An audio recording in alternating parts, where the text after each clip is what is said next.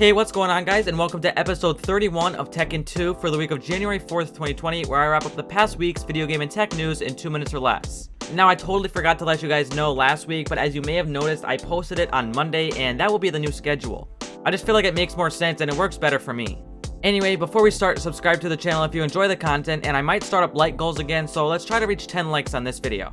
Let's start off once again with some pretty big leaks that surfaced. So I know I recently did a Tekken 2 where I mentioned that Doug Bowser, the president of Nintendo US, basically said there were no plans for a Switch Pro and that they're focusing on the Switch we have right now. Not that they would have necessarily come out and admitted that they were working on a Switch Pro, but there could have been some lies in what he said, and now there's even more leaks pointing at this possibility. A Switch data miner recently found more evidence of a Switch Pro in some of the firmware.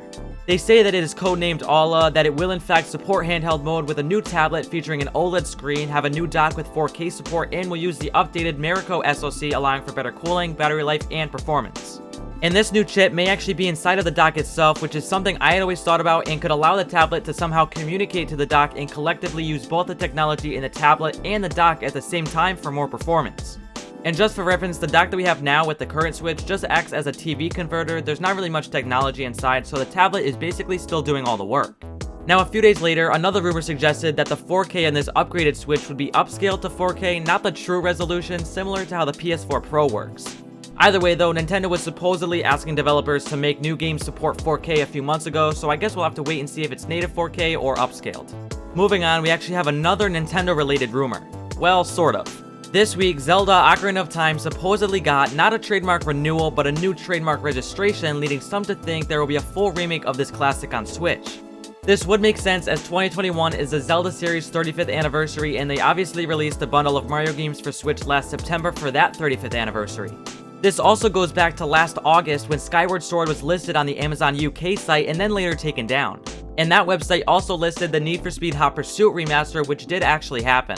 Now take both of these leaks with a grain of salt as usual, but assuming it's real, there will probably be a Zelda game collection like, as I said, they did with Mario.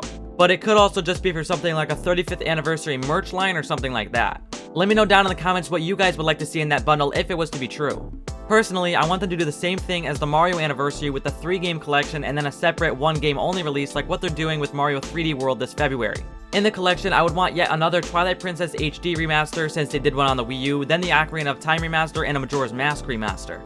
And as a separate release, I would want Skyward Sword, which I also mentioned could be coming, which I think is one of the most underrated Zelda games and one of my personal favorites. In other news, Nintendo was in the process of buying Next Level Games, who was behind games like Luigi's Mansion 3 and Mario Strikers. A proper next-generation Assassin's Creed game is reportedly set to release in 2022 with no guarantee on the setting, but has some thinking that it will be in ancient China. The mobile AR game Minecraft Earth is shutting down in June, the Borderlands movie is going to start filming soon, and an Xbox survey was asking players if they were interested in the features of the new PS5 DualSense controller. On the tech side this week, AData has revealed that the new DDR5 RAM can be 68% faster than DDR4 with up to 8400 megatransfers per second, and that it was optimized for Intel's platform. There should be more info on this at CES, which started today and runs until Thursday. And a new report suggests that Apple and car manufacturer Hyundai want to work together on the rumored Apple Car and want to reach an agreement by this March. And lastly, AMD may be releasing a set of cheaper mid-range 6000 series graphics cards in March, the 6700 series. There isn't much news on these cards just yet, but they are believed to have between 12 and 16 gigabytes of RAM, but we could learn more about them at AMD's conference at CES this week.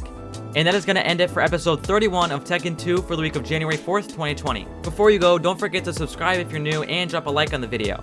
Also, leave a comment down below telling me your thoughts about this week's news and what you guys want from all the leaks. I hope you all enjoyed, and I'll see you guys in the next video.